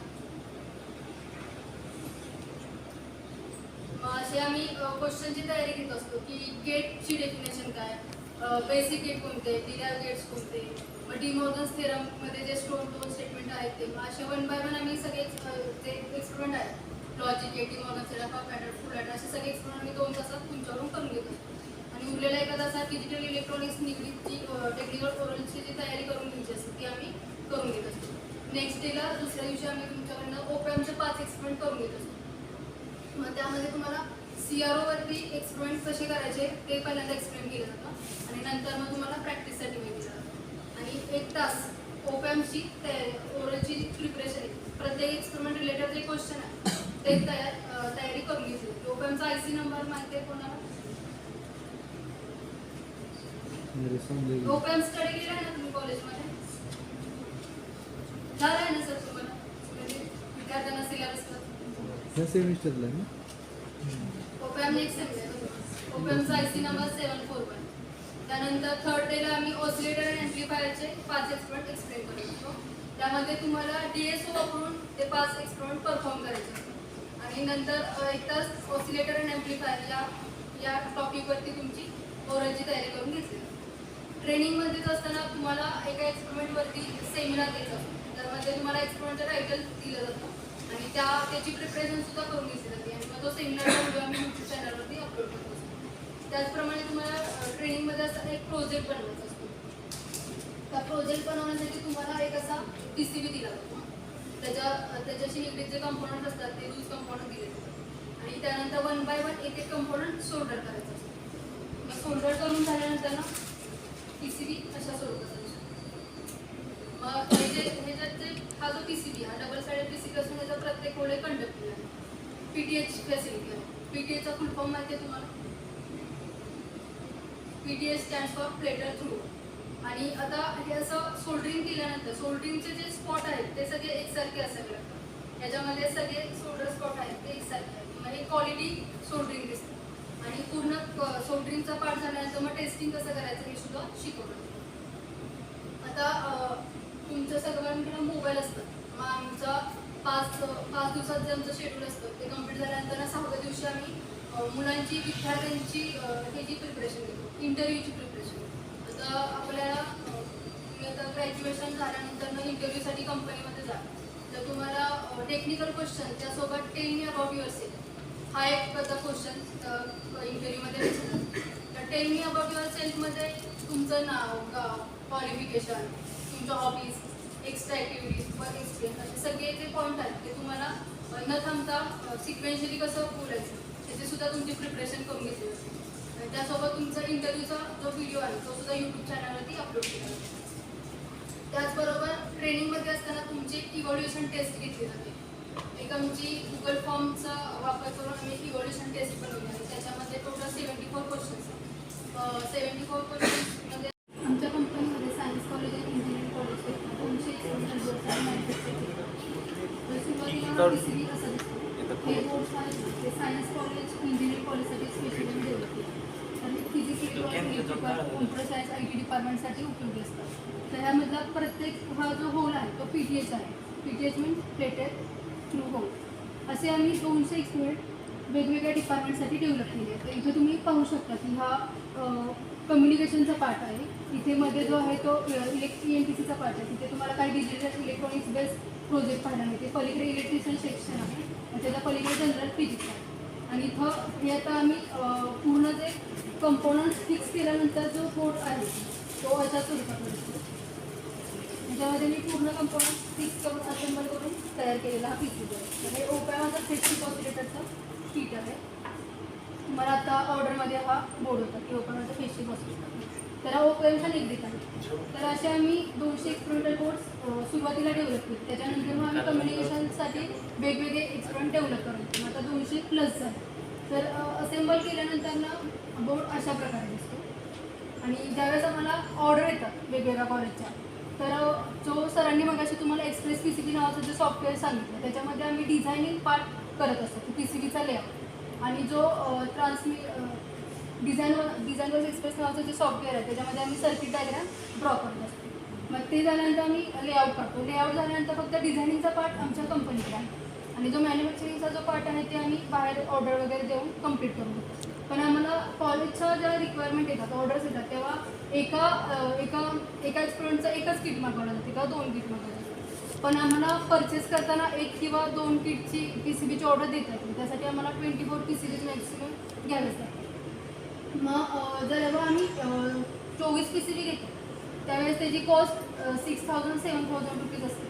आणि ज्यावेळेस आम्हाला कॉलेजचे ऑर्डर्स येतात त्यावेळेस आम्ही मिनिमम जे किटची जी रेंज प्राईस आहे ती 1,800 आहे, 1,500 आहे. आणि मॅक्झिमम जे आहे ती डिजिटल मल्टीमीटर्स वगैरे पकडून जर का कम्प्लीट किट केलं तर 4,500पर्यंत तुम्हाला एक किट मिळतं. मग मॅक्झिमम जर तुम्ही पॉवर सप्लाय सहित जर का एखादं किट घेतलं तर 3,300 किंवा 3,000 रुपयापर्यंत मिळतं. आता इथं कम्प्लीट किट झालेलं आहे माझ्या हातात आहे.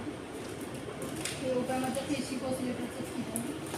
तर तुम्ही ते पाहू शकता की कम्प्लीट झालेला हा सर्किट बोर्ड आहे ओपॅमचा फेस आवश्यक असतो. आता हा PC हे जे एक्सपेरिमेंट आहे तर आपल्याला बऱ्याच वेळा टीचर्स नसतात लॅबमध्ये प्रत्येक एक्सप्लेन करण्यासाठी, तर आम्ही हा चार्ट एक बनवून देत असतो जे आपल्याला मॅन्युअल वगैरे लागतं. तर हा चार्टमध्ये तुम्हाला पूर्ण माहिती दिली जाते की title, apparatus, circuit diagram, result, observation table आणि कन्क्लुजन. तर इथे तुम्ही पाहू शकता की सगळे पॉईंट्स याच्यामध्ये मी पूर्ण करून दिले आहे. आणि शेवटी मग तुम्हाला एक्सप्लेन कसा करायचा, इंडिपेंडेंटली तुम्हाला करायचं असेल तर प्रोसिजर आम्ही सगळ्यात लास्टला देत असतो. मग ती प्रोसिजर रीड करून सुद्धा तुम्ही इंडिपेंडेंटली प्रॅक्टिकल्स करू शकता. IoT based 4 channel remote control kit.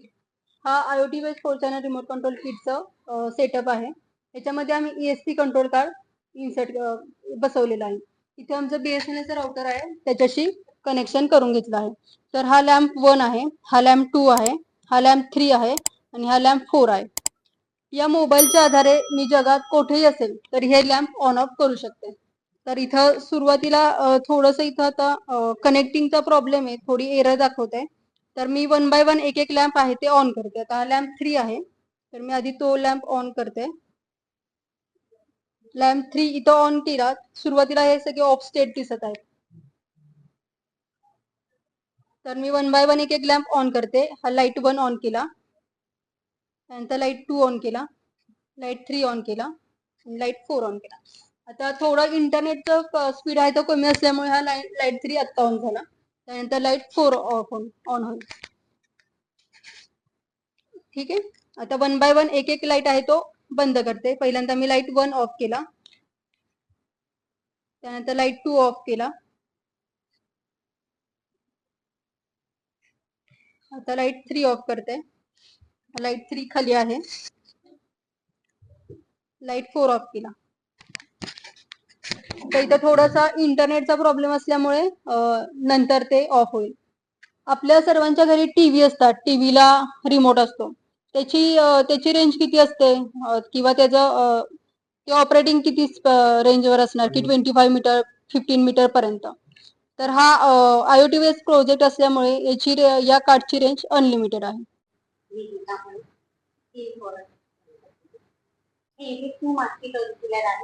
आमच्या कंपनीने डेव्हलप केलेलं आहे. हे फक्त मार्केट रेग्युलर नसून डासांबरोबर चिलट, झुरळ, पाल यांना सोडून जातात. आता मार्केटमध्ये ऑलोट, गुड नाईट असे बरेच प्रोडक्ट आहेत, पण त्यांच्या केमिकलचे वाटण आपल्याला लागतं. पण यामध्ये असं काही होणार नाही, वास येणार नाही, दूध येणार नाही आणि आवाज सुद्धा येणार नाही. आम्ही यामध्ये फिजिओलॉजिकल स्पीकरचा वापर केला असून यामधून अल्ट्रासोनिक वेव्स तयार होतात. या वेव्समुळे आपल्याला काय होत नाही, फक्त डास, चिलट, झुरळ, पाल यांना त्रास होतो. आणि हे 230 व्होल्ट असून याचा पॉवर कंझम्पशन फक्त 1 आहे. आपल्या घरामध्ये 0 ते 99% हे 5 वॅट असतात, पण आपण हे 24 तास ऑन ठेवलं तरी चालतं. ह्याला काय पॉवर जास्त लागत नाही. आणि ह्याचं MRP आहे 600 रुपये. हे न्यू प्रोडक्ट असल्या कारणानं आम्ही हे 300 रुपयाला देतो. आणि मनी बॅक वॉरंटी पण आहे. आणि तुम्ही आता घरामध्ये 8 दिवस किंवा 15 दिवस यूज करायचं, तुम्हाला आवडलंच नाही तर आम्हाला बायकोट पाठवून द्यायचं, आणि तुमचे पैसे परत देतो, अगदी पोस्टाच्या खर्चात. आणि आतापर्यंत 200 पेक्षा जास्त सेल झाले, यामधलं एकही रिटर्न नाही. आणि आता तुम्हाला पाहिजे असलं तरी सेलसाठी घे. आणि तुम्ही गावाला गेल्यानंतर तुम्हाला पाहिजे असलं तरी आम्हाला कळवा, आम्ही बायकोट पाठवून देतो. आणि पोस्टाचा खर्च 50 रुपये असते, ते धरून 350 रुपये पे करायचे. आपल्या सगळ्यांना नाव लिहायचं स्कूल आणि कॉलेजमध्ये लेक्चर झाल्यानंतर शिपाई करून बेल वाजवतात. आणि तेच काम हे इन्स्ट्रुमेंट हे ऑटोमॅटिक लेक्चर बेल आमच्या कंपनीने डेव्हलप केलेला प्रोडक्ट. यामध्ये 3 मॉडेल आहेत. एक 16 टाइमचं मॉडेल आहे, ते कॉलेजसाठी यूज केलं, आणि एक 32 टाइमचं मॉडेल आहे, आणि एक 64 टाइमचं मॉडेल आहे, ते प्रायमरी स्कूल आणि हायस्कूलसाठी यूज केलं. आणि हे 64 टाइमचं बेल ड्रायव्हर आहे. हे टाइम स्विच आहे, तिथे स्कूल किंवा कॉलेजचा टाइम देतो. आणि हे डिले टाइम स्विच आहे. आता डिले टाइम स्विच म्हणजे बघा, हे स्विच खालच्या बाजूला प्रेस केलं की 4 सेकंडसाठी बेल वाजतो. आणि काही स्कूलचं असं रिक्वायरमेंट असते बघा की त्यांना जास्त वेळ बेल वाजला पाहिजे, आणि हे स्विच वरच्या बाजूला प्रेस करतो म्हणजे 6 सेकंडसाठी बेल वाजतो. आणि बेल वाजत असताना लाईट लागतात. आणि हे 230 व्होल्ट वर चालते. आणि हे आउटपुट सॉकेट आहे, तिथे बेलचं पिन लावायचं. आणि हे पॉवर इंडिकेटर आहे. आणि हे press to ring bell button. आता press to ring bell button म्हटलं तरी बघा, आता आम्ही इतर सायन्स प्रोग्राम केले, त्याच्या व्यतिरिक्त पुन्हा आपल्याला बेल वाजवायचं असलं तर आपण हे बटन मॅन्युअल प्रेस करून बेल वाजवायचं. आणि हे फ्यूज आहे. आता मी तुम्हाला मॅन्युअल बेल वाजवून दाखवते. 4 सेकंडसाठी आणि 6 सेकंडसाठी मॅन्युअल बेल वाजवून मी दाखवते. आउटपुट सॉकेट मध्ये बेलचं पिन लावलेलं आहे आणि ह्याला पॉवर सप्लाय केल्यानंतर 20 सेकंड आपल्याला वेट करावा लागतो. आता बघा हे स्विच मी खालच्या बाजूला प्रेस करते. आता 4 सेकंडसाठी बेल वाजेल.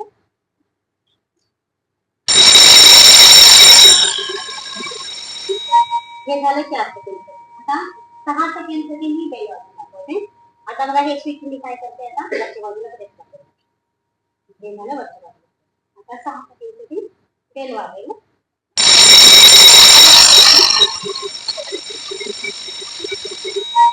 हे ऑटोमॅटिक लेक्चर बेल सिस्टीमचं बेल. हे शटर सिक्युरिटी सिस्टीम आहे. त्यांच्या दुकानाला शटर आहे, त्यांनी हे सिस्टीम यूज करू शकतात. अनअथॉराइज पर्सनला शटर खोलायचा प्रयत्न केला की या सिस्टीम मधून सायरनचा आवाज येतो. आणि त्याच्याबरोबरच दुकानच्या ओनरला या सिस्टीम मधून मोबाईल कॉल येतो. ओनरला कॉल पिकअप केला तर त्याला सायरनचा आवाज येतो. आता मी तुम्हाला याचं कन्स्ट्रक्शन आणि वर्किंग सांगते. आम्ही यामध्ये इलेक्ट्रॉनिक सर्किट बरोबर एक मोबाईल यामध्ये बसवला आणि त्या मोबाईल मध्ये 2 नंबर स्टोअर केले. आता फॉर एक्झाम्पल मी तुम्हाला सांगते, माझा एक मोबाईल नंबर आणि माझ्या मुलाचा एक मोबाईल नंबर यामध्ये स्टोअर केला आणि यामध्ये 9 वोल्टचे 2 बॅटरी पण आम्ही बसवले. आता हे शटरला कसं सेट करायचं मी तुम्हाला दाखवतो. आता मी दुकानात थांबले, अगदी शटरच्या समोर थांबले आणि तुम्ही सगळेजण आता आहोत ते दुकानच्या बाहेर असं समजायचं. आता शटर बघा तो ओढून, आता शटर इथून असं ओढून आता ओढले इथपर्यंत आल्यानंतर मी स्टॉप करते आणि लास्ट स्टेजला शटरला आणि सेंटरला होल दिले आहेत ना, हे शटरला फिट करायचं. शटरला होल पाडायचं ड्रिल मशीन आणि हे नट बोल्टने हे फिट करायचं. आणि मला दुकान बंद करून घरी जायचं. मी हे सिस्टीम ऑन करून घरी जाते. इथं चालू तुम्हाला दिसतं, हे सिस्टीम ऑन करते आणि असं चालू काढून घेते आणि दुकानाच्या बाहेर येते आणि शटर क्लोज करते. शटर क्लोज केल्यानंतर बघा तुम्हाला इथं रॉड दिसतंय, हे स्विच आहे. हे सर्किटला टच होऊन हे सिस्टीम मध्ये जाते आणि सिस्टीम ऑन होते आणि 15 मिनिटांना ऍक्टिव्ह होते. आणि मी शटर लॉक करून घरी जाते आणि 15 मिनिटांनंतर चोर येतो. शटर उघडायला लागतो. पहिल्यांदा हे रॉड बघा हे रिलीज होते आणि जोरात सायरन व्हायला लागतो आणि त्याच्याबरोबरच मला मोबाईल कॉल येतो या सिस्टीम मध्ये आणि मी कॉल पिकअप केलं तर मला सायरनचा आवाज येतो. आता काही कारणाने मी कॉल पिकअप केले नाही, समजा मोबाईल सायलेंट असेल किंवा काही असेल, आणि हे सिस्टीम माझ्या मुलाचा मोबाईल नंबर डायल करते आणि हे इतकं जोरात सायरन होत असते की चोर दोन पहिल्यांदा काय करतो, काय करेल, पॉवरचा मेन स्विच ऑफ करतो, तरी सुद्धा हे ऑफ होते. आणि हे रॉड असं केलं काही केलं तरी सुद्धा हे स्टॉप होते, सायरन होतच राहणार. आम्ही स्वतः मी किंवा माझा मुलगा आम्ही समक्ष आम्ही सिस्टीम ऑफ केल्यानंतर हे स्टॉप होते.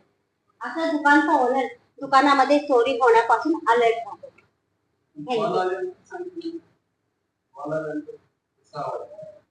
हा सायरनचा जोरात आवाज, ते जोरात एकदम आवाज येतो सायरन. हा कॉल रिसीव्ह केल्यानंतर मला आवाज येतो आणि मला समजतं म्हणजे आता मला माहित असणार त्याचा नंबर आहे. हे कॉल नाही उचलला तर हे माझ्या मुलाचा मोबाईल नंबर लगेच डायल करतात सिस्टीम आणि त्याला समजतंय, तो लगेच निघतो. दुकानामध्ये चोरी होते, काहीतरी गडबड आहे असं त्याला म्हणजे समजते. डेली लाईफ मध्ये काही यूज होतो तर आपण बघतो की कार जर आपण घेतो तर कारच्या इथं कारमध्ये आपण बघतो की पुढे कॅमेरा असतो.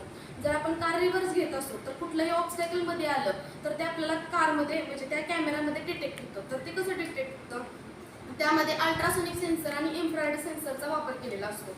त्यामुळे आपल्याला ते समजतं. अजून एक उदाहरण सांगायचं झालं तर दिवाळीमध्ये किंवा असं गणपतीमध्ये वगैरे आपण बघतो की खूप साऱ्या लाईटिंगच्या माळा लावलेल्या असतात. तर त्यामध्ये एका LED मध्ये खूप सारे कलर्स आपल्याला दिसतात, चमकत असतात. तर ते कशामुळे असतात, तर त्यामध्ये सुद्धा RGB LEDचा यूज केलेला असतो. तर त्यामध्ये म्हणजे छोट्या प्रमाणात ऑर्डिनो असतो. असा डेली लाईफमध्ये सुद्धा ऑर्डिनोचा खूप वापर होतो. तर हा ऑब्स्टॅकल अवॉइडिंग रोबोट आम्ही बनवलेला आहे. तर यामध्ये आम्ही ऑर्डिनोचा वापर केलेला आहे. हा अल्ट्रासोनिक सेन्सर आहे, ही सर्वो मोटर आहे आणि 9 व्होल्टचा बाहेरून सप्लाय आम्ही याला दिलेला आहे आणि याच्यामध्ये आम्ही मोटर लावलेली आहे. तर आम्ही ह्याच्यामध्ये प्रोग्राम अपलोड करण्यासाठी आधी लॅपटॉपचा यूज करून ह्याला इथं कनेक्ट केलेलं आहे. त्याच्यामुळे ॲटमेनच्या IC मध्ये त्याचा प्रोग्राम अपलोड होतो. नंतर आम्ही ते डिस्कनेक्ट करून त्याला बाहेरून 9 व्होल्टचा सप्लाय दिलेला आहे. याच्यामुळे काय होणार, आपण जर ह्याला पॉवर दिली तर या रोबोटच्या समोर जर कुठलंही ऑब्स्टॅकल आलं तर ते तिथं स्टॉप घेणार. ते स्टॉप घेणार आणि परत नंतर दुसरं फॉरवर्ड करतं की ते राईट साईडनंच का पुढे निघून जाणार. तर आम्ही प्रोग्रामिंगमध्ये राईट साईड एवढंच मेन्शन केलेलं आहे. जर तुम्ही त्याच्यामध्ये लेफ्ट किंवा दोन्ही राईट आणि लेफ्ट दोन्ही मेन्शन केलं तरी पण ते तसं जाऊ शकतं. म्हणजे काय, तर याला मी पॉवर दिलं की ते समोर जात राहणार. जोपर्यंत त्याला कुठलं ऑब्स्टॅकल येत नाही तोपर्यंत ते थांबणार नाही आणि ऑब्स्टॅकल आलं की थांबणार आणि राईट साईडनं निघून जाणार. तर असा आमचा प्रोडक्ट आहे. Thank you. Completed my BTech degree in Electronics and Telecommunication in Arvind Kole College of Engineering, Satara. Now I am currently working in Perfect Electronics as production engineer. तुम्ही ऑर्डिनो बद्दल किंवा रास्पबेरी पाई बद्दल ऐकले? तर ऑर्डिनोचा आणि रास्पबेरी पाईचा यूज करून आपण खूप सारे एक्सपेरिमेंट करू शकतो. तर मी तुम्हाला आता बोर्ड दाखवते. हा रास्पबेरी पाईचा बोर्ड आहे. तर ह्या रास्पबेरी पाईचा बोर्डचा म्हणजे रास्पबेरी पाईचा यूज करून आपण खूप सारे ॲप्लिकेशन्स करू शकतो. तर रास्पबेरी पाईचा आपण PC मध्ये रास्पबेरी पाई ही ॲप डाउनलोड करून त्याच्यानंतर ह्याच्यात कनेक्शन करायचं रास्पबेरी पाईचं आणि आपण कुठलाही एक्सपेरिमेंट ह्याच्या IC वरती अपलोड करून रन करू शकतो. जसं की आम्ही रास्पबेरी पाईचा यूज करून blinking of LED, brightness control of LED तसेच ॲटोमॅटिक ट्रॅफिक लाईट सारखे एक्सपेरिमेंट केलेले आहेत. तर रास्पबेरी पाई काय आहे, तर तो कसा वर्क केला जातो किंवा त्याच्याबद्दल जर तुम्हाला अजून इन्फॉर्मेशन हवी असेल तर आम्ही ती YouTube चॅनलवरती आमच्या अपलोड केलेली आहे. तुम्ही ते बघू शकता. हे झालं रास्पबेरी पाईबद्दल. हा ऑर्डिनो बोर्ड आहे. तर ऑर्डिनोचा यूज करून सुद्धा आपण खूप सारे ॲप्लिकेशन्स रन करू शकतो. तर याच्यामध्ये हा ॲटमेनचा IC आहे. तर या ICचा यूज काय आहे मेनली, तर आपण बघतो की जर आपल्याला एखादा एक्सपेरिमेंट करायचा असेल तर आपल्याला वेगवेगळ्या ICचा यूज करावा लागतो. तर हा ॲटमेनचा असा एक IC आहे ऑर्डिनोचा, ज्याच्यामध्ये आपण एकाच IC मध्ये खूप सारे एक्सपेरिमेंट करू शकतो. तर याचा यूज करून सुद्धा आम्ही digital stopwatch, digital voltmeter, distance meter यासारखे खूप सारे एक्सपेरिमेंट केलेले आहेत. ॲटोमॅटिक टोल गेट आणि आमचा हा recently automatic obstacle avoiding robot. हा ऑब्स्टॅकल अवॉइडिंग रोबोट सुद्धा आम्ही ऑर्डिनोचा ह्याला पण आम्ही ऑर्डिनोचा वापर केलेला आहे. रास्पबेरी पाई PC मध्ये आपण जेव्हा रास्पबेरी पाई ही ॲप इन्स्टॉल करतो तर त्यामध्ये आपण पायथॉन या लँग्वेजचा यूज करून त्याच्यामध्ये प्रोग्राम करायचा आणि तो प्रोग्राम आपण या बोर्डमध्ये अपलोड करायचा. त्यामुळे मग आपल्याला ते आम्ही जे केलेले आहेत blinking of LED, brightness control of LED त्यासारखे आपण एक्सपेरिमेंट करू शकतो. तसंच ऑर्डिनोमध्ये आपण लॅपटॉपमध्ये ऑर्डिनो IDE ही ॲप इन्स्टॉल करायची आणि त्यामध्ये आपण C++ लँग्वेजचा यूज करून ऑर्डिनो कुठलाही अलेक्साचा त्याच्या संदर्भात काय तुला एक्झॅक्टली म्हणायचं होतं? इलेक्ट्रॉनिक्स आणि याचा यूज करून आपण हां, आता ह्याच्यात डेव्हलपमेंट आता चालू आहे. आता मला माहिती आहे की ChatGPT टेक्स्ट मॅटर घेतला जातो, नंतर अलेक्साचा ऑडिओ इन्फॉर्मेशन घेतली जाते. आता यूट्यूबला आमचे किती 1400 सबस्क्राईब झाले. मला मेसेज आला आहे की मला ते स्टुडिओ म्हणून एक ॲप आहे त्यांचं पाहिलेलं आहे. तर मेसेज आला आहे तुमचं जे व्हिडिओ आहेत ट्रेनिंगसाठी AI ला तुम्ही ट्रेन करायचं असेल तर तुमचं तिथं फक्त ऑन करा. तुमचे व्हिडिओ घेतले जाणार, AI समजून घेणार. कुणी तशा टाईपचा प्रश्न विचारला की ते डिस्प्ले होणार. म्हणजे ते व्हिडिओ फॉर्ममध्ये तुम्हाला इन्फॉर्मेशन मिळणार. समजा आम्ही किर्चॉफ्सला एक्सप्लेन केला असेल तर AI ला किर्चॉफ्सला माझा व्हिडिओ आहे ते द्या, मला असेच असेच दिला की ज्या वेगळ्या कंपन्या आहेत ना ते AI ला ट्रेनिंग देतात तसे, आणि ट्रेनिंग दिल्यानंतर AI कडून तशी इन्फॉर्मेशन मिळते. मग तुम्ही समजा मग असं किर्चॉफ्स लॉ असं दिलं तर व्हिडिओ फॉर्म आमचं मिळणार. तर असं हे व्हिडिओ फॉर्मचं आता यायला लागले जास्तीत जास्त. असं डेव्हलपमेंट आता AI मध्ये जास्तीत जास्त डेव्हलपमेंट होत चाललेलं आहे, वेगवेगळ्या इंडस्ट्री त्यामध्ये करलेली आहे. चांगला प्रश्न. आणखी कोण विचारलं? मुलांपैकी मुलं हुशार म्हणावं लागतील मग.